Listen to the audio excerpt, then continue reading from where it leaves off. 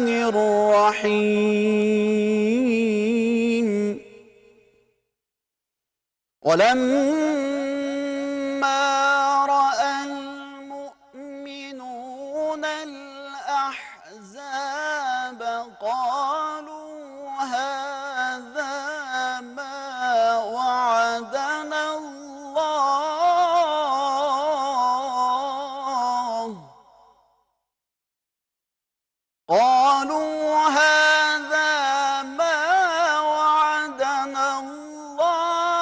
ورسوله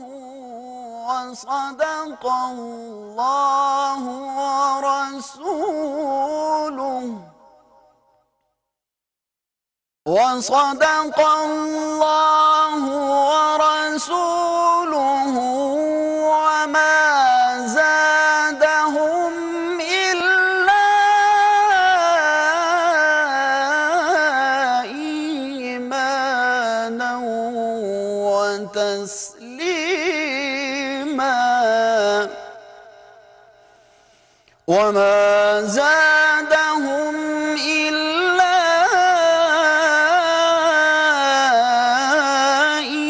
إيمانا. انگریزی میں کہتے ہیں ڈیفائننگ مومنٹ پہ ہے، ایک فیصلہ کن وقت پہ ہے کہ ہم نے دو راستے ہمارے سامنے ہیں، ہم نے کون سا راستہ لینا ہے.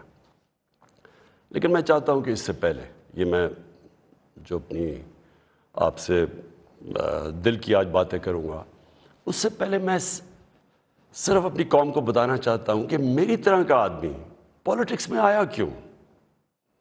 کیونکہ آپ اگر پولیٹیشنز کی زندگی دیکھیں تو ان کو کسی کو بھی کوئی پولیٹکس سے پہلے نہیں جانتا تھا. ان کی کوئی بڑے کم ایسے لوگ ہیں جنہوں نے زندگی میں کوئی چیز اچیو بھی کیا ہو. قائد اعظم محمد علی جناح بہت بڑے پولیٹیشن تھے، لیکن انہوں نے وہ ایسے تھے کہ سارے ہندوستان کے اندر وہ سب سے بڑے وکیل سمجھے جاتے تھے. تو ایک وہ یعنی ان کی حیثیت تھی پولیٹکس پہ آنے سے پہلے. لیکن آپ زیادہ تر لوگوں کو دیکھیں تو پولیٹکس میں تو سے پہلے کوئی ان کا نام بھی نہیں جانتا تھا. تو میں تو وہ ایک خوش قسمت انسان اللہ کا خاص شکر ادا کرتا ہوں کہ مجھے تو اس نے سب کچھ دے دیا تھا. یعنی کوئی بھی شاید ہی کسی کو اتنی شہرت ملے، جتنا میری زندگی میں ضرورت تھی اتنا پیسہ میرے پاس تھا، سب کچھ تھا میرے پاس. یعنی آج بھی مجھے کوئی کسی چیز کی ضرورت نہیں ہے، اللہ مجھے سب کچھ دے بیٹھا ہے اور میں اس کا بڑا شکر گزار ہوں. دیکھیں، میں پاکستان کی پہلی جنریشن تھا. ہم وہ جنریشن تھے جو پہلے آزاد پاکستان میں پیدا ہوئے تھے. پاکستان میرے سے صرف 5 سال بڑا ہے. تو میرے ماں باپ جو تھے، میں بار بار لوگوں کو بتاتا ہوں، وہ ایک غلامی کے دور میں پیدا ہوئے تھے، وہ انگریز کے دور میں پیدا ہوئے تھے. اور میں جب تک بڑا ہوتا رہا، کیونکہ انہوں نے پاکستان موومنٹ میں شرکت کی تھی، وہ مجھے ہمیشہ یہ احساس دلواتے تھے کہ تم بڑے خوش قسمت ہو، آزاد ملک میں پیدا ہوئے ہو. تمہیں نہیں پتا کہ جو بھی آپ کر لیں غلامی کیا ہوتی ہے، کیونکہ ایک سطح سے اوپر آپ جا ہی نہیں سکتے، کیونکہ اس کے اوپر آپ کے حکمران بیٹھے ہوئے تھے. تو ایک بڑا جو بھی خوددار لوگ تھے ان کو بڑا برا لگتا تھا یہ جو انگریز کی غلامی تھی. تو ہم بڑے ہوئے، میرے بہنیں اور میں، ہمیں یاد ہے کہ بچپن سے یہ بتایا گیا. تو جو یہ خودداری ہے نا، یہ ایک آزاد قوم کی نشانی ہوتی ہے. اور جب میں نے پولیٹکس شروع کیا، میں آپ کو بتاؤں پولیٹکس میں کیوں آیا تھا. میں اس لیے آیا کہ میں ایک تو پولیٹکس کا اسٹوڈنٹ تھا، یونیورسٹیز میں میں نے پولیٹکس پڑھی ہوئی تھی، پاکستان کی اور دنیا کی پولیٹکس کے اوپر مجھے پتہ تھا، تاریخ کا پتہ تھا. میں اس نتیجے پہ آیا کہ ہمارا ملک کبھی بھی وہ ملک بن نہیں سکتا جو خواب تھی علامہ اقبال کی، اور جو قائد اعظم جیسا لیڈر، یعنی جس طرح انہوں نے جدوجہد کی اس خواب کے لیے کہ پتہ تھا کہ انہوں نے زندہ نہیں زیادہ دیر رہنا. اور اگر آپ ان کی تاریخ پڑھیں کہ جس طرح وہ انہوں نے کیس لڑا پاکستان کا بیماری کی حالات میں. تو یہ ہمارے یہ فاؤنڈنگ فادرز تھے. تو جو پاکستان کا مقصد تھا وہ تو ایک بڑا عظیم مقصد تھا کہ ہم نے ایک اسلامی فلاحی ریاست بننا تھا. یہ ہماری قرارداد پاکستان میں یہ لکھا ہوا ہے ہمارے فاؤنڈنگ فادرز کا کہ ہم نے ایک، جب ہم کہتے ہیں اسلامی فلاحی ریاست تو یہ سیدھا چلا جاتا ہے مدینہ کی ریاست پہ، کیونکہ ہمیشہ مسلمان اس کو ماڈل سمجھتا ہے اپنا. جو سنہری دور اسلام کا ہے وہ مدینہ کی ریاست تھی. تو جب میں نے 25 سال پہلے پولیٹکس شروع کی تو میں نے اپنی جو ہمارے مینیفیسٹو تھے اس میں 3 چیزیں رکھی. انصاف، اور انصاف پھر میں کوالیفائی کر دوں، انصاف ہوتا یہ ہے کہ طاقتور اور کمزور کے لیے ایک قانون ہوتا ہے. اور جو نبی صلی اللہ علیہ وسلم نے کہا تھا کہ تمہارے سے پہلے بڑی قومیں تباہ ہوئیں، جدھر طاقتور چوری کرے تو اس کو سزا نہ ملے اور صرف کمزور چور، چھوٹا چور جیل میں جائے. انہوں نے کہا قومیں تباہ ہو جاتی ہیں. تو جس طرح حضرت علی رضی اللہ تعالیٰ نے کہا تھا کہ کفر کا نظام چل جائے گا لیکن ظلم اور انصافی کا نظام نہیں چل سکتا. تو یہ بیسس ہے ایک انصاف، اور دوسرا انسانیت، رحم ہوتا ہے ایک اسلامی ریاست میں جو کہ مدینہ کی ریاست میں پہلی فلاحی ریاست بنائی گئی تھی، جو میں بار بار لوگوں کو کہتا ہوں. تو یہ میرے 2 ایمز تھے. اور تیسرا تھا خودداری. ایک مسلمان قوم غلام قوم نہیں بن سکتی. جس قوم کا نعرہ تھا پاکستان کا مطلب کیا، لا الہ الا اللہ. لا الہ الا اللہ کا تو مطلب ہی ہے کہ سوائے اللہ کے آپ کسی کے سامنے نہیں جھکتے. وہ شرک ہے. سب سے بری چیز اللہ کو لگتی ہے کہ جب آپ کسی کو بھی اللہ کی جگہ پہ رکھتے ہیں. تو یہ غلامی جو ہوتی ہے، یہ جب آپ کسی کی بھی پیسے کی غلامی، خوف کی غلامی، یہ سب شرک ہے. کیونکہ لا الہ الا اللہ انسان کو آزاد کرتا ہے. یہ 3 تھے میرے آج سے 25 سال پہلے. آپ دیکھیں کہ میں مینیفیسٹو میں یہ 3 چیزیں لکھی تھی. مجھے لوگ کہتے ہیں عمران صاحب آپ اسلام کا نام استعمال کرتے ہیں. میں اگر میرے میں اللہ ایمان نہ ڈالتا میں پولیٹکس میں کیوں آتا؟ جس آدمی کے پاس سب کچھ ہے، مجھے یہ بتائے وہ اپنی زندگی کے 22 سال خرچ کرے گا ایک سٹرگل میں، اور 14 سال تو تھوڑے سے لوگوں کے ساتھ تھا، 14 سال تو مذاق اڑتا تھا میرا. تو میں کیوں پولیٹکس میں اتنی دیر کوشش کی جس کے پاس سب کچھ تھا؟ مجھے اتنے لوگوں نے کہا کہ عمران صاحب آپ کو ضرورت کیا تھی پولیٹکس کی؟ میں یہ سچ آپ کو بتا رہا ہوں. بار بار مجھے لوگ کہتے ہیں آپ کو پولیٹکس میں آنے کی کیا ضرورت تھی؟ یعنی صرف آپ کو ضرورت ہی ہو تو آپ پولیٹکس میں آئیں. آپ کوئی نظریے کے لیے نہ آئیں، کوئی آپ کی بڑی ایمبیشن نہ ہو. ایک میں اپنے سارے جو، اور خاص طور پہ میں چاہتا ہوں میرے جو نوجوان ہیں وہ آج میرا بڑا غور سے سنے جو میں نے آپ سے بات کرنی ہے. دیکھیں، ایک مولانا رومی کی ایک سینگ ہے. مولانا رومی کہتے ہیں کہ جب اللہ نے آپ کو پر دیے ہیں تو آپ کیوں چونٹیوں کی طرح زمین پہ رینگ رہے ہیں؟ اس کا مطلب یہ ہے کہ اللہ نے ہمیں اشرف المخلوقات بنایا ہے، سب سے بڑی مخلوق. فرشتوں سے اوپر درجہ دیا ہمیں. فرشتوں کو کا انسان کے سامنے جھکو. اور شیطان کو اس لیے نکالا گیا، وہ عبادت بڑی کرتا تھا، اس نے ان کا حکم نہیں مانا، اس میں تکبر تھا، اس نے کہا میں نہیں جھکتا. اللہ نے ہمیں پر دیے ہیں. مسئلہ ہمارا یہ ہے کہ ہم، کیونکہ ہمارے میں ایمان کی کمی ہوتی ہے، کیونکہ ہم اور خداؤں کی پوجا کرتے ہیں، جو سب سے بڑا جو شرک ہے وہ پیسے کی پوجا کرتے ہیں، خوف کی پوجا کی، جو وہ بڑی سپر پاور ہے، اور اگر ہم نے یہ نہ کیا تو ہم تباہ ہو جائیں گے. یہ خوف کا پوت ہے. ہم انسان چونٹیوں کی طرح رینگتا رہتا ہے. تو پاکستان، میں نے اس کی اونچ نیچ دیکھی ہے. ہم نے شروع میں، ہم چھوٹے تھے، ہمیں یاد ہے جب پاکستان ایک تیزی سے اوپر جا رہا تھا، ہماری مثالیں دی جاتی تھیں.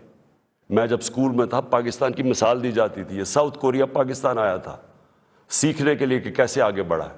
ملیشیا کے شہزادے میرے ساتھ اسکول میں پڑھتے تھے، یہاں سیکھنے آتے تھے. سارا مڈل ایسٹ سے لوگ یہاں پاکستان کی یونیورسٹیز میں آتے تھے. ہم اوپر جا رہے تھے، ہمارا ماڈل لوگ دیکھتے تھے، مثال دی جاتی تھی. میں نے اس کو نیچے آتے دیکھا اور میں نے اس کو ذلیل ہوتے دیکھا اپنے ملک کو.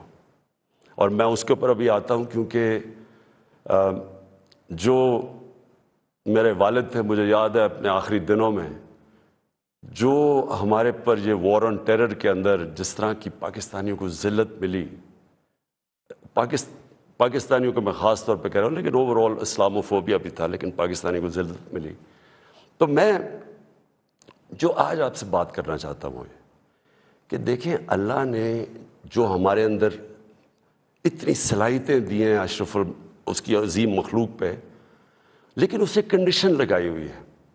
اس نے کہا کہ تم نے اگر اوپر اڑنا ہے نا, جو اقبال نے اپنا شاہین کا کانسیپٹ دیا ہے کہ شاہین کیسے اقبال کا تھا, وہ تب اوپر جاتا ہے جب وہ ریزسٹنس کے سامنے کھڑا ہوتا ہے, جب وہ مقابلہ کرتا ہے, جب وہ اپنے آپ کو مشکل وقت سے گزارتا ہے.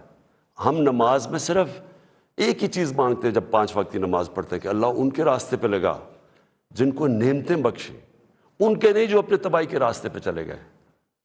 تو جو نعمتیں بخشیں, اور وہ نبی صلی اللہ علیہ وسلم اللہ کے حبیب تھے سب سے زیادہ, تو ان کو نعمتیں بخشیں. ان کا آسان راستہ نہیں تھا, لیکن ان کی عظمت کا راستہ تھا. میں اس لیے پاکستان کے اندر سیرت نبی اپنے بچوں کو پڑھانا چاہتا ہوں. کیوں نبی کی سیرت پڑھیں؟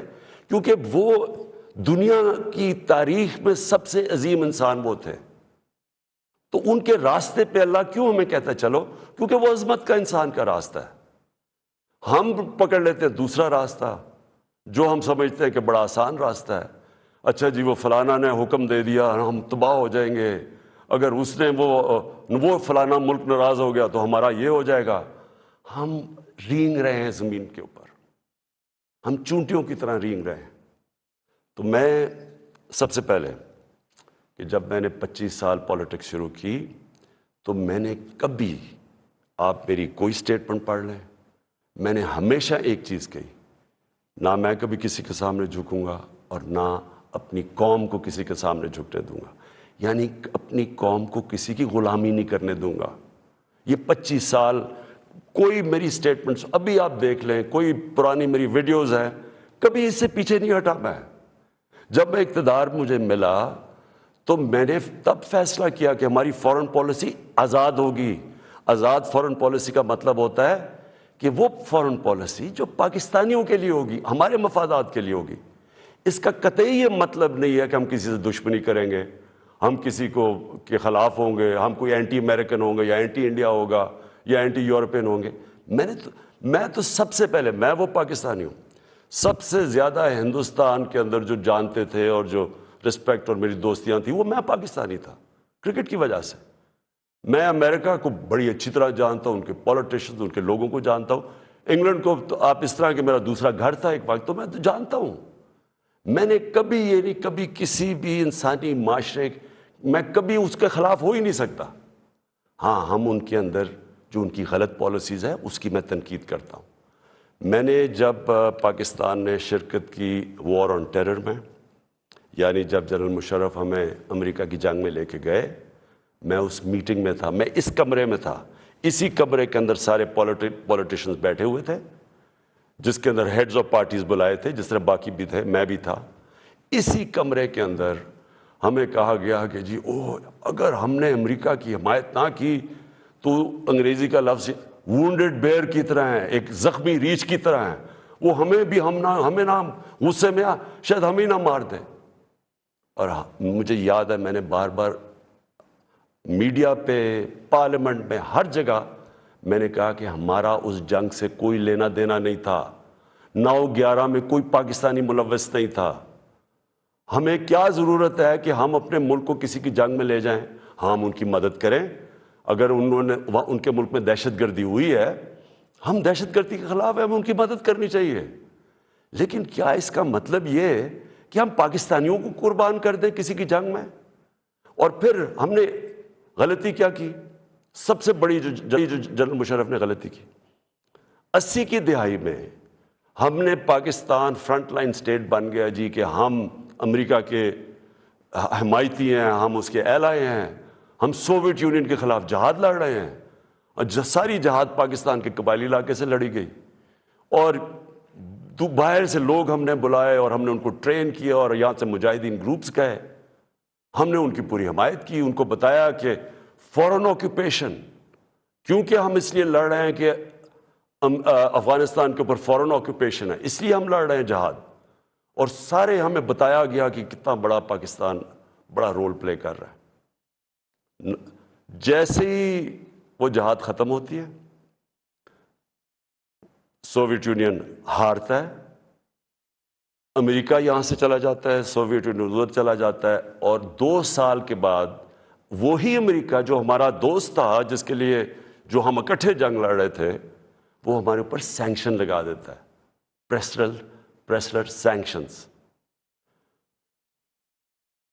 9/11 آ جاتا ہے پاکستان کی، پھر امریکہ ضرورت پڑ جاتی ہے۔ یہ جو ابھی میں نے آپ کو کہا کہ اسی کمرے کے اندر فیصلہ ہو رہا ہے کہ جی ہم امریکہ کی ہمیں حمایت کرنی چاہیے، ہم نے کہا کہ ہاں ٹھیک ہے، حمایت یہاں تک ٹھیک ہے کہ ہم سارے دہشت گردی کے خلاف ہیں، ان کے خلاف ایکشن لیں، لیکن جو حمایت ہم نے کی، جو پاکستانیوں کی جانوں کی قربانی دی گئی، کسی اور امریکہ کے ایلائی نے اس طرح کی قربانیاں نہیں دی۔ کوئی نیٹو بھی امریکہ کے ساتھ تھا، کوئی ایک ملک بتائیں جو 80,000 اپنے لوگ مروا لے، جس کا سارا قبائلی علاقہ، اور میں یہ آج پھر سے کہنا چاہتا ہوں، دیکھیں میں قبائلی علاقے کو باقیوں سے بہتر جانتا ہوں، میں نے وہ سارا قبائلی علاقہ پھرا ہوا ہے، میں نے کتاب لکھی ہوئی، میں اس کی تاریخ جانتا ہوں۔ قبائلی علاقہ پاکستان میں سب سے پرامن علاقہ تھا، وہاں کرائم ہوتی نہیں تھی، کوئی ان کے ریکارڈ میں، یعنی ہمیشہ سے وہ کرائم فری ایریا تھا۔ جو قبائلی علاقے کے لوگوں سے ہوا ہماری اس جنگ میں شرکت کرنے سے، آپ اندازہ نہیں لگا سکتے کہ وہ لوگوں کے اوپر، بیچاروں کے اوپر کیا گزری۔ وہاں لوگ مارے گئے، وہ ادھر سے لوگ کھڑے ہو گئے، جن لوگوں کو، اب سوچیں ہم لوگوں کو کہہ رہے ہیں کہ جہاد کرنا، اگر باہر سے آکوپیشن ہو، وہ سب سے عظیم چیز ہے، اور اب امریکن جب وہاں پہنچ گئے تو ہم نے کہا نہیں اب دہشت گردی ہے۔ اب ظاہر ہے وہ لوگوں کو آپ 10 سال میں ایک طرف سے دوسری طرف تو نہیں لے جا سکتے تھے، وہ انسان تھے، ان کو ہم نے یہ بتایا ہوا تھا کہ یہ جہاد ہے۔ وہ جب انہوں نے پاکستان کے خلاف شروع ہو گئے، اور وہ جو پرانے جہادی گروپس ٹرین کیے تھے وہ بھی پاکستان کے خلاف ہو گئے، تو اس سے انہوں نے ہمیں کہا کہ ہم کولیبریٹرز ہیں امریکہ کے، جہاں جو پاکستان میں خود کش حملے ہوئے، جو قبائلی علاقہ اجڑا گیا، جو یہاں میں پتہ نہیں کتنے ہسپتالوں میں گیا، میں تو جو لوگ بچ گئے تھے، کسی کی ٹانگیں نہیں ہیں، کوئی چل نہیں سکتا، کسی آنکھیں نہیں ہیں، ہاتھ اڑے ہوئے ہیں۔ تو اس ساری جو ہم نے جب اس کی اتنی زیادہ قربانیاں دی اپنے ملک کی، اس کا کوئی کریڈٹ ملا پاکستان کو؟ کیا کسی نے کہا کہ آپ نے بڑا زبردست کام کیا، شکریہ پاکستان؟ یہ نہیں ہوا۔ وہاں سے آوازیں آنی شروع ہو گئیں، افغانستان کی، یہ افغانستان آزاد ہونے سے پہلے کی بات کر رہا ہوں میں، کہ جی پاکستان کی دوگلی پالیسی کی وجہ سے وہ نہیں جیت سکتے۔ یہاں ہمارے لوگوں کو بار بار کہا گیا کہ ڈو مور، کہ ابھی آپ نے اور نہیں کیا۔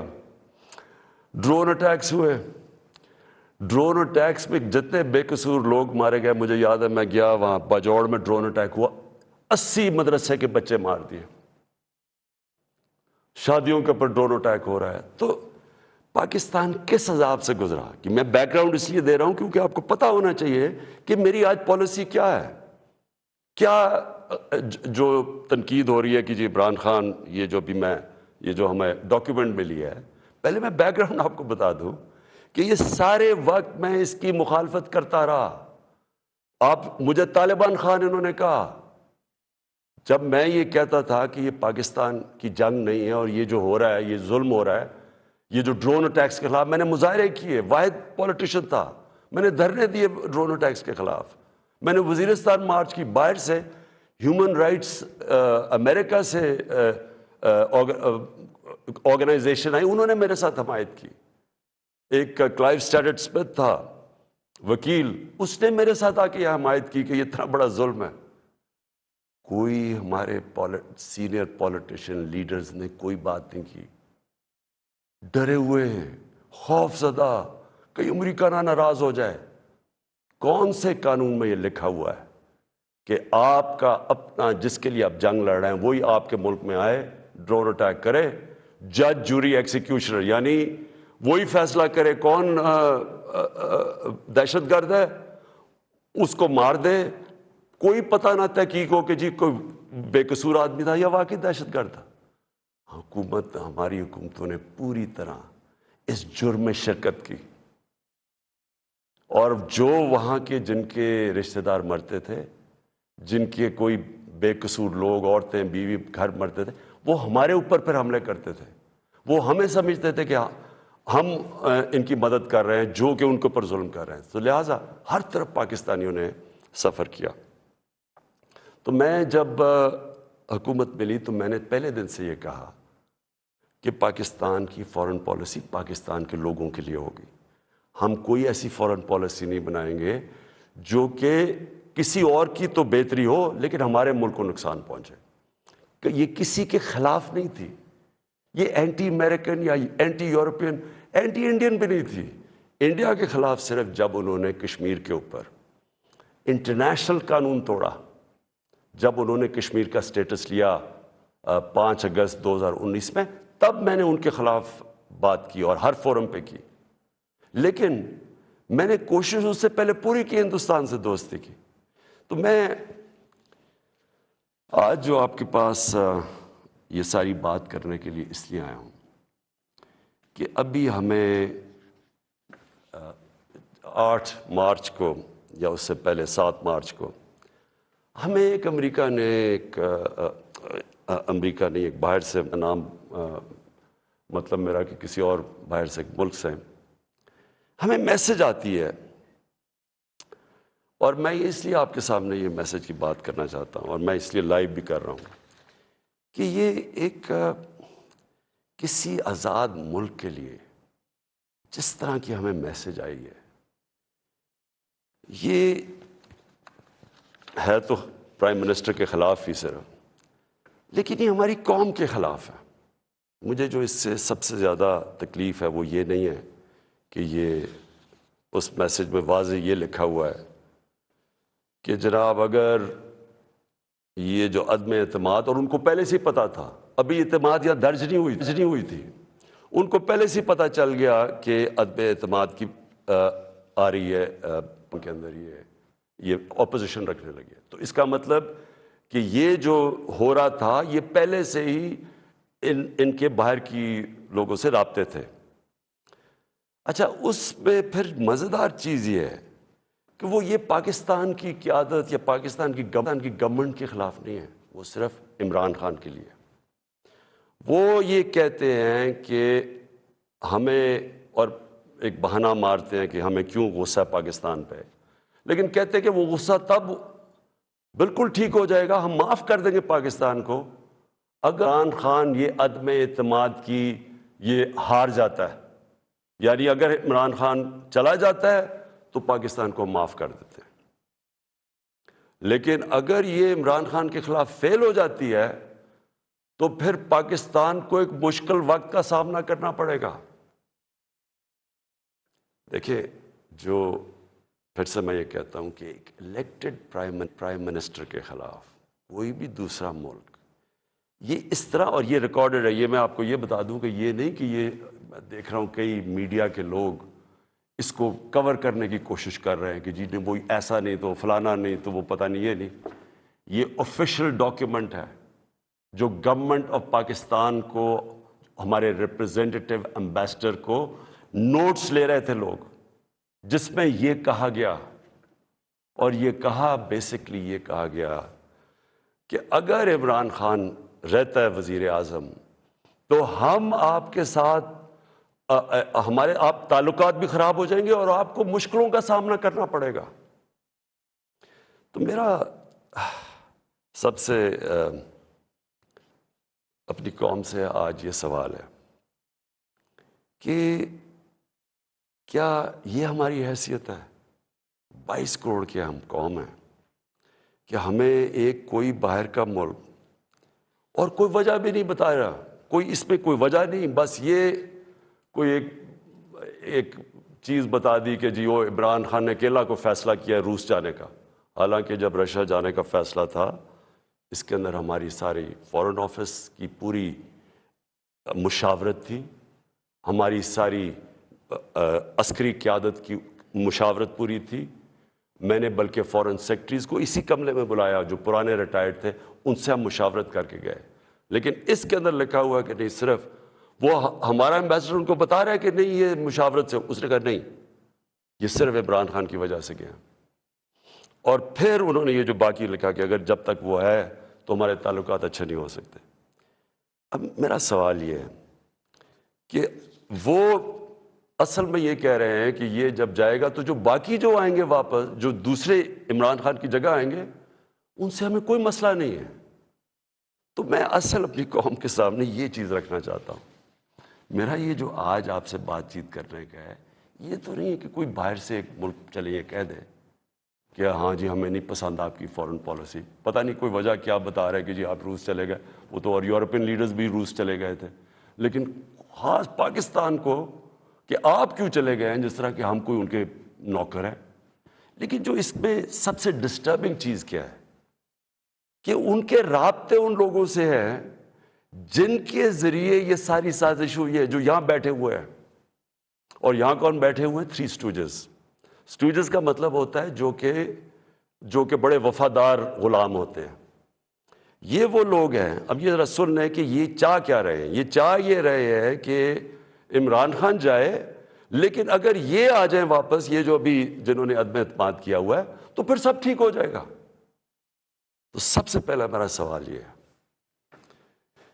کہ کیا یہ اپنے ملک کے اندر اجازت دیں گے کسی کو قیادت میں آنے کے لیے جن کے اوپر نیب کے کیسز ہوں، جن کے اوپر اربوں روپے کے کیسز ان کی عدالتوں میں ہوں، وہ جو کہ ایک مجرم ڈکلیئر کر دیا گیا پاکستان کی عدالت نے، جو کہ جھوٹ بول کے بھاگا ہوا ہے؟ کیا وہ ان لوگوں کو جن کے اوپر باہر ان کے ملکوں میں، باہر کے ملک مضمون لکھے ہوئے ان کی چوری کے اوپر، کرپشن پہ، BBC کی 2 ڈاکیومنٹریز آئی ہوئی ہیں ان کی چوری کے اوپر، کیا اپنے ملک میں اس طرح کے لوگوں کو ایک قیادت پہ آنے دیں گے؟ اور اگر اپنے ملک میں اتنی سی جھوٹ بولنے پہ یہ نکال دیتے ہیں ایک پرائم منسٹر کو، ہیرلڈ میک ملن تھا، جھوٹ بولنے میں اس کو نکال دیا. چھوٹی چھوٹی چیزوں کے اوپر وہ اتنا اپنے لوگوں کا، ان کا جو اخلاقی معیار ہے وہ اس سطح پہ ہے، چھوٹی سی چیز پہ وہ نکال دیتے ہیں. تو ہمارے ملک میں جو کہ نیب میں اربوں روپے کے کیسز ان کے، اور اب نہیں 30 سال سے ان کے اوپر کیسز ہیں. پہلے جو کیسز تھے وہ جنرل مشرف نے ان کو NRO دی، وہ سارے کیسز معاف کروائے. پھر یہ 10 سال میں مزید اور کیسز چڑھ گئے اربوں روپے کے. ان کو یہ کہہ رہے ہیں کہ وہ ٹھیک ہے، وہ ٹھیک ہے، لیکن عمران خان ان کو پسند نہیں ہے. مجھے جو اگلی چیز سمجھ نہیں آ رہی، اور میں یہ اپنی قوم سے پوچھنا چاہتا ہوں کہ جب ان کو بھی پتہ ہے، کیونکہ یہ یاد رکھنا میرے پاکستانیوں کہ جب ان کی جو انٹیلیجنس ہوتی ہے وہ ساری بیک گراؤنڈ پتہ ہوتا ہے ہر کا. میرا ان کو سب پتہ ہے، ان سارے جتنے بھی پولیٹیکل لیڈرز ان کی سب بیک گراؤنڈ پتہ ہے. ان کو ان کی ایک ایک چیز پتہ ہے کہ ان کے کتنے پیسے ملک کے کس اکاؤنٹس میں پڑے ہوئے ہیں بیرون ملک. ان کو سب پتہ ہے کہ ان کی پراپرٹیز بینامی جو انہوں نے باہر لی ہوئی ہیں بڑی بڑی اربوں اربوں روپے کی، ہر ڈیٹیل ان کے پاس ہے. ایک ہمارا ینگ پولیٹیشین ہے، ایک کتاب ہے رون سوسکنڈ کی The Way of the World. اس کتاب میں وہ لکھتا ہے کہ ان کی نیشنل سیکیورٹی جو تھی وہ ٹیپ کر رہی ہے، اس کی والدہ اس کو ٹیلی فون کر کے بینک اکاؤنٹس بتا رہے ہیں، یعنی ادھر تک ان کو پتہ ہے. تو ہمارے یہ جو اب یہ 3 لوگ ان کو جو پسند آ گئے ہیں، ان کی کیا خاصیت ان کو پسند آئی ہے؟ یہ کہ ان جنرل مشرف کے سالوں کے اندر 11 ڈرون اٹیک تھے. ان دونوں کے یہ بلکہ سارے یہ تینوں اکٹھے اقتدار میں تھے. ان کے 10 سال میں اس ملک میں 400 ڈرون اٹیکس ہوئے. ایک دفعہ ان کے منہ سے نہیں نکلا کہ مذمت کرتے ہیں ہم. حامد کرزئی مجھے یاد ہے افغانستان میں جب ان کے ڈرون اٹیک یا وہاں بمباری سے افغانستان کے بے قصور لوگ مرتے تھے، وہ مذمت کرتا تھا، جدھر افغانستان میں فورن فوجیں تھی۔ یہاں ہم بیٹھے ہوئے ہیں 400 ڈرون اٹیکس میں ایک دفعہ کسی نے مذمت نہیں کی، یہ ان کو یہ سوٹ کرتے ہیں۔ مولانا فضل الرحمان کی ایک وکی لیکس کیا تھی کہ ایک جس طرح پینما پیپرز کا انکشاف ہوا تھا، یہ ایک انٹرنیشنل انکشاف ہوا تھا، لیک ہو گئے تھے سیکرٹ پیپرز یا ڈاکیومنٹس، تو پینما جو وکی لیکس میں وہ انکشاف ہوتا ہے کہ جو پاکستان کے اندر امریکی ایمبیسڈر تھی این پیٹرسن، اس کو مولانا فضل الرحمان اس کو فضل الرحمان کہتا ہے کہ مجھے موقع دے دے، میں بھی وہی خدمت کروں گا جو باقی آپ کی خدمت کرتے ہیں۔ یہ وکی لیکس میں تھا۔ نواز شریف کا برکا دت کی کتاب میں ہے کہ وہ نیپال کے اندر نریندر مودی سے چھپ کے مل رہا تھا اپنی فوج سے بچنے کے لیے۔ ڈان لیکس میں کیا تھا؟ ہندوستان کو میسیجنگ ہو رہی تھی کہ جناب میں فوج کے ساتھ، اگر فوج یہ کریے تو فوج کریے، میں نہیں کر رہا۔ یہ سوچیں، یہ کبھی آپ سوچ سکتے ہیں کہ میرے آرمی چیف کو، جنرل باجوہ کو کوئی باہر کی قوت کہے کہ جی یہ دہشت گرد ہے، اور میں چپ کر کے بیٹھا رہا ہوں اور وہ میری تعریف کرے اور اس کو برا بھلا کہے؟ جنرل راحیل شریف کو نریندر مودی دہشت گرد کہہ رہا تھا، دہشت گرد کا چیف، اور نواز شریف سے دوستی تھی اور شادیوں پہ انویٹیشن تھی۔ یہ ان لوگوں کو یہ چاہتے ہیں۔ آصف زرداری کا باب وڈورڈ کی کتاب کے اندر ہے کہ ان کے سی آئی اے ان سے کہتا ہے، وہ کولیٹرل ڈیمیج کی بات کی، کولیٹرل ڈیمیج کا مطلب کہ جب بم گرتا ہے تو بے قصور لوگ مارے جاتے ہیں، تو اس کو کہتا ہے کہ فکر نہ کریں اگر ڈرون اٹیک میں بے قصور لوگ مارے جاتے ہیں مجھے نہیں فرق پڑتا۔ یہ پاکستان کا پریزیڈنٹ کہہ رہا ہے دوسروں کو، جس کو تھوڑا سا، اور کتاب میں وہ لکھتا ہے کہ وہ حیرت آتی ہے کہ یہ کیسے ملک کا صدر بات کر رہا ہے۔ اس طرح کے لوگ ان کو پسند ہے۔ اور شہباز شریف، اس کی سٹیٹمنٹ کہ جی عمران خان نے بڑی غلطی کی ہے ایبسلوٹلی ناٹ کہہ کے، یعنی یہ جو ان کے دور میں ایبسلوٹلی ناٹ کیا تھا، میں نے صرف یہ بات کہی کہ ہم امن میں آپ کے ساتھ ہیں، ہم جنگ میں آپ کے ساتھ نہیں ہیں، ہم کسی کانفلکٹ میں آپ کے ساتھ، لیکن جو بھی آپ امن افغانستان میں کہیں چاہتے ہیں ہم ساتھ ہیں آپ کے۔ میری پالیسی آپ میں بتاؤں کہ کیونکہ ہم انڈیپینڈنٹ، یعنی ہم ایک انڈیپینڈنٹ فارن پالیسی چاہتے ہیں، ہماری کریڈیبلٹی ہوتی ہے کہ ہم ثالث کا کردار پلے کر سکتے ہیں۔ وہ صرف تب ہوتی ہے جب آپ لوگ سمجھیں کہ آزاد ہے آپ کی فارن پالیسی۔ جب لوگ پہلے سے سمجھتے ہیں کہ جی جدھر سے حکم آئے گا آپ نے وہی کرنا ہے، آپ کو اتنی بھی شرم نہیں ہے کہ آپ کے ملک میں بمباری کر رہا ہے آپ کا دوست اور آپ کے لوگ مرے اور آپ اس کو نہیں کچھ کہہ سکتے، کس نے آپ کی کیا کریڈیبلٹی ہو رہی ہے اور دنیا نے کیا عزت کرنی ہے آپ نے؟ جب ہم یہ وار آن ٹیرر میں حصہ لے رہے تھے، بیرون ملک پاکستانیوں سے میرا تعلق بہت ہے، کبھی ان سے پوچھے کہ ان کو کس ذلت کا سامنا کرنا پڑا۔ ایئرپورٹس کے اوپر ان سے کیا ہوتا تھا، پکڑ کے ان کو ڈیٹین کر دیتے تھے، عام بے قصور لوگوں کو پکڑ کے پاکستانی کو جیل میں ڈال دیتے تھے باہر کے ملکوں، جبکہ یہاں ہم ان کے لیے جنگ لڑ رہے ہیں، باہر پاکستانی دشمن بنے ہوئے ہیں۔ کبھی کسی سے پوچھے کہ ان بیچاروں سے کیا، کتنے پاکستانیوں کو جیلوں میں ڈالا گیا، کسی نے کوئی بات کی، کسی نے ان کے لیے سٹینڈ لیا؟ تو میں جب یہ میں کسی کے اگینسٹ نہیں بات کرتا، میں صرف یہ کہتا ہوں کہ میری جو سب سے بڑی ذمہ داری ہے وہ میرے 22 کروڑ لوگ ہیں، میں ان کے لیے فارن پالیسی بناؤں گا۔ تو یہ جو شہباز شریف کہتے ہیں ایبسلوٹلی ناٹ، میں نے نہیں کہنا تھا، کیونکہ آپ کا تو پاور میں آنے میں مقصد ہی کچھ اور ہے۔ آپ نے کب پاکستانیوں کے لیے سٹینڈ لیا؟ بتائے کتنی دفعہ یہ جب بمباری ہو رہی تھی آپ کے منہ سے آواز نکلی، اور آپ کے بھائی صاحب کبھی بات کر ہی نہیں سکتے کیونکہ آپ کے سارے جو اربوں روپے سب پتہ ہے ان کو کدھر پڑے ہوئے ہیں۔ اور دوسری چیز یہ کہا کہ جی یہ جو ڈاکیومنٹ ہے یہ ٹھیک ہی نہیں ہے، اگر یہ ٹھیک ہو جاتی تو آپ ہمارے ساتھ آ جاتے ہیں۔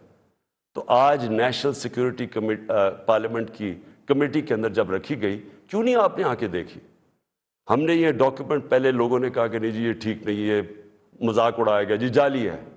پہلے میں نے کیبنٹ میں رکھی, ساری کیبنٹ کو بتایا گیا, منٹس کیبنٹس کے بنے کیونکہ سب سے ٹاپ فورم پاکستان کا وہ ہے.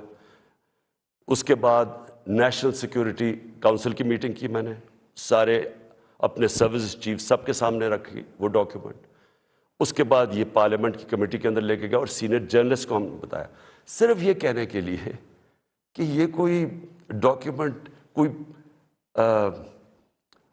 پبلک کو یعنی اکسانے کی بات نہیں ہے. یہ جو میں نے آپ کو بتایا اس سے زیادہ یہ خوفناک اس میں چیزیں اس ڈاکیومنٹ کے اندر. میں اب آخری بات پہ آنے لگا ہوں اور وہ یہ ہے کہ ہماری اب سنڈے کو ووٹ دی جائے گی. اس سنڈے کو اس ملک کا فیصلہ ہونے لگا کہ یہ ملک کس طرف اب جائے گا. کیا وہی غلامانہ پالیسی, کرپٹ لوگ جن کے اوپر 30 سال سے کرپشن کے کیسز ہیں, نیب میں ان کے کیسز پڑے, بدقسمتی سے کوئی اور ملک ہوتا جس کے اندر یہ انصاف کا نظام زیادہ طاقتور کو قانون کے نیچے لانے جن کی صلاحیت ہے, اور جو بھی خوشحال ملک ہیں دنیا میں, جو بھی جن ملکوں کے اندر غربت نہیں ہے, خوشحالی ہے, جو پروگریس کر چکے ہیں, ترقی یافتہ ملک ہیں, ان سارے ملکوں کی ایک چیز آپ کو کامن ملے گی کہ طاقتور مجرم کو ان کی صلاحیت ہوتی ہے قانون کے نیچے لانے کی. ہمارا ابھی تک انصاف کے نظام میں وہ صلاحیت نہیں ہے. یہ ہماری بڑی بدقسمتی ہے کہ اربوں روپے کے ان کے پاس کیسز ہیں, کچھ نہیں ہو رہا. تو کیا قوم ان کو پھر جو 30 سال سے کہہ رہے ہیں, اچھا کہہ رہے جی عمران خان نے ملک بڑا خراب, آج کیوں یہ سارا کر رہے ڈرامہ, عمران خان نے ملک خراب کر دیا. عمران خان تو ابھی 3.5 سال ہوئے, 30 سال سے تو آپ باریاں لے رہے ہیں اس ملک کے اوپر. تو یہ اگر ملک خراب تھا, یہ اگر حالات برے تھے تو یہ کیا 3.5 سال میں ہو گئے ہیں؟ اور میں چیلنج کرتا ہوں کہ 3.5 سال میں جو ہم نے کیا ہے کسی بھی فورم, انڈیپینڈنٹ ماہرین کو آپ بٹھائے ان سے پوچھیں, میں چیلنج کرتا ہوں کہ 3.5 سال میں جو پاکستان میں ہوا ہے کہ ان کے کسی دور میں نہیں ہوا. تو یہ جو اب سارے اکٹھے ہیں, یہ اب قوم نے فیصلہ کرنا ہے کہ کیا یہ جو ووٹ ہونی ہے سنڈے کو, اس میں کون کدھر جائے گا.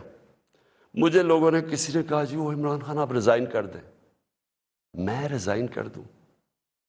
میں جو میرے ساتھ کرکٹ کھیلتے تھے وہ ساری دنیا 20 سال جو میں کھیلی ہے, آخری گیند تک میں مقابلہ کرتا ہوں. میں کبھی ہار زندگی میں نہیں مانی. میں تو ووٹ کا جو بھی رزلٹ ہو جائے آپ دیکھیں گے کہ میں تو اس کے بعد اور زیادہ تکڑا ہو کے سامنے آؤں گا جو بھی رزلٹ ہو. لیکن میں یہ دیکھنا چاہتا ہوں اس دن, یہ میں چاہتا ہوں میری ساری قوم دیکھے کہ کون جا کے اپنے ضمیر کا سودا کرے گا وہاں. اگر کوئی یہ کسی کو کہنے کی کوشش کر رہا ہے نا کہ جی ہمیں ایک دم پتہ چلا کہ عمران خان تو یہ تو بہت ہی نااہل یا برا تھا, آپ کو ریزائن کرنا چاہیے تھا. ہم جمہوریت کے اندر لوگ ریزائن کرتے ہیں. لوگ تب نہیں کرتے کہ جب آپ دیکھیں کہ 20-25 کروڑ روپیہ آپ کو آفر ہو رہا ہے اور آپ چلے جائیں, اور وہ پیسہ جو پہلی چوری کا پیسہ جس سے خریدا جا رہا ہے لوگوں کو, ساری قوم کے سامنے یہ ہو رہا ہے. وہ جگہ بنی ہوئی ہیں جدھر میریٹ کے اندر یا سندھ ہاؤس کے اندر یہ تماشا چل رہا ہے ساری قوم کے سامنے. میں تو یہ پوچھنا چاہتا ہوں کہ ہمارے نوجوانوں کو ہم آج کیا سبق دے رہے ہیں, ہم کیا ان کو بتا رہے ہیں کہ یہ ہمارے جو پبلک ریپرزینٹیٹیو ہیں ان کی قیمتیں لگی ہوئی ہیں. یہ ساری قوم کے سامنے ہو رہا ہے, یہ کوئی چھپی بات نہیں ہے. آپ الٹا بھی لٹک جائیں, کوئی یہ نہیں مانے گا کہ ان 3 لوگوں کے پاس کوئی اس لیے جا رہا ہے کہ یہ تو بڑے کوئی نظریاتی لوگ ہیں. تو کوئی نہیں ماننے لگا کہ یہ آصف زرداری یا شہباز شریف, نواز شریف یا فضل الرحمن کوئی نظریاتی لوگ ہیں. سب ان کو جانتے ہیں. صرف انہوں نے جو اپنے خلاف سٹیٹمنٹس دی ہوئی ہیں وہ 20 سال ذرا دیکھ لیں تو آپ سمجھ جائیں گے کہ یہ کوئی نظریاتی نہیں ہو رہا, یہ صرف اور صرف ضمیروں کا سودا ہو رہا ہے, یہ اپنے ملک کا سودا ہو رہا ہے, یہ اپنے ملک کی ساورنٹی کا سودا ہو رہا ہے. اور یہ جو ہوگا, میں ابھی بھی لوگوں کو یہ, کیونکہ مجھے ابھی بھی امید ہے کہ جو ہمارے لوگ اپنا سودا کر کے وہاں بیٹھے ہوئے ہیں. میں ابھی بھی آپ سے یہ کہتا ہوں کہ ہمیشہ کے لیے یہ آپ کے اوپر ایک مور لگنے لگی ہے. یہ نہ لوگوں نے آپ کو معاف کرنا ہے، نہ لوگوں نے آپ کو بھولنا ہے، نہ آپ کی اس بات کو معاف کرنا ہے، بھولنا ہے، نہ جو لوگ آپ کو ہینڈل کر رہے ہیں نہ ان کو معاف کرنا ہے اور بھولنا ہے لوگوں نے. یہ ہمیشہ کے لیے لوگ یاد رکھیں گے کہ آپ نے اپنے ملک کا سودا کیا، ایک بیرون ملک سازش جو یہاں لوگوں کے ساتھ مل کے ایک وہ گورنمنٹ جس کی آزاد فورن پالیسی تھی اس کو گرانے کی کوشش کی گئی. یہ کوئی آپ کو معاف نہیں کرے گا. ہمارے بر صغیر کی تاریخ کیا ہے؟ میر جعفر اور میر صادق کون تھے؟ یہ وہ لوگ تھے جنہوں نے انگریزوں کے ساتھ مل کے بنگال کو غلام بنایا، انگریزوں کے ساتھ مل کے سراج الدولہ کو مروایا اور اپنی ذاتی مفادات کے لیے اپنے قوم کو غلام بنایا، اور دوسرے نے ٹیپو سلطان کو اس سے غداری کی، انگریزوں کے ساتھ مل کے اپنی قوم کو غلام بنایا. یہ موجودہ آپ کے میر جعفر اور میر صادق ہیں. باہر کی قوتوں کے ساتھ مل کے ایک ملک کے اندر یہ وہ چینج لے کے آ رہے ہیں جو کہ یاد رکھیں، میں پھر ریپیٹ کرتا ہوں، ساری زندگی یہ قوم آپ کو بھولنے نہیں دے گی. یہ وہ آپ کرنے جا رہے ہیں جو آنے والی ہماری نسلیں آپ کو معاف نہیں کریں گی. اور میں آپ کو یہ بھی بتا دوں آج کہ اگر آپ کا یہ خیال ہے کہ یہ سازش کو کامیاب ہونے دیں گے، میں اس کے سامنے کھڑا ہوں گا. میری یہ اپنی قوم سے کمٹمنٹ ہے کہ ہمیشہ جب تک میرے میں خون ہے میں اس کا مقابلہ کروں گا. میری زندگی کو تو کوئی فرق نہیں پڑنے لگا. میں اپنے گھر میں رہتا ہوں، میں اپنے خرچے برداشت کرتا ہوں. میرا تو کوئی کیمپ آفس نہیں ہے، میرے تو آ کے کوئی فیکٹریاں نہیں بنائیں. نواز شریف نے اتنے دور میں 18 فیکٹریاں بنا لی تھی سرکاری بینکوں سے پیسے لے کے، اور پھر بعد میں وہ قرضے معاف کروا لیے. نہ میرے کوئی رشتہ دار پالیٹکس میں ہے. میں اپنے گھر میں رہوں گا، اپنے گھر میں رہتا ہوں. لیکن اس قوم سے یہ جو غداری ہو رہی ہے اور یہ جو ہونے جا رہی ہے سنڈے کو، میں یہ چاہتا ہوں کہ ایک ایک لوگوں کا، ایک ایک غدار کی آپ شکل یاد رکھنا. یہ جتنا بھی ہے کہ اپنے لوگوں کو بتانے کی کوشش کریں کہ جی وہ ہو ایک دم ہمیں پتہ چلا ہے کہ یہ کیا ہوا ہے، یہ کتنا برا وقت گزرا تھا.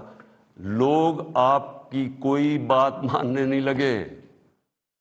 یہ قوم جو ہے، میں پھر سے ریپیٹ کرتا ہوں آپ کو، میں آخری بات کہنے لگا ہوں، یہ قوم نہ یہ بھولے گی، نہ آپ کو معاف کرے گی، نہ جو لوگ آپ کے پیچھے ان کو معاف کرے گی. اور یہ اگر آپ کا کسی کا خیال ہے کہ عمران خان چپ کر کے بیٹھ جائے گا، کسی خوش فہمی میں نہ رہے. میرے میں اللہ نے مقابلہ کرنے کی صلاحیت دی ہے. ساری زندگی میں نے مقابلہ کیا ہے. میں کوئی وہ آدمی نہیں جس نے بیٹھے بیٹھے کسی نے پرچی دکھائی کہ جی مجھے تو پرچی میں پارٹی وراثت میں مل گئی ہے، یا میرا کوئی باپ کچھ تھا، یا میرا کوئی فلانا کچھ تھا، یا میں سریا لگاتے لگاتے جنرل جلانی کے گھر پہ مجھے کوئی وزارت مل گئی اور پھر چیف منسٹر. میں نے سٹرگل کر کے یہاں پہنچا ہوں. مجھے سٹرگل کرنی آتی ہے، مقابلہ کرنا آتا ہے. میں کسی صورت اس سازش کو کامیاب نہیں ہونے دوں گا. پاکستان پائندہ باد. پرائم منسٹر کا قوم سے خطاب، کسی صورت استعفیٰ نہیں دوں گا، آخری گیند تک مقابلہ کروں گا. اتوار کو جو ہونے جا رہا ہے اس ملک کے خلاف سازش ہے اور میں چین سے نہیں بیٹھوں گا. ووٹ کا جو بھی فیصلہ ہو پہلے سے زیادہ تگڑا ہو کر آؤں گا. میر جعفر اور میر صادق انہوں نے تعبیر کیا ان لوگوں سے جو آج کل ان کی حکومت گرانے کے لیے کوشاں ہیں اور بیرون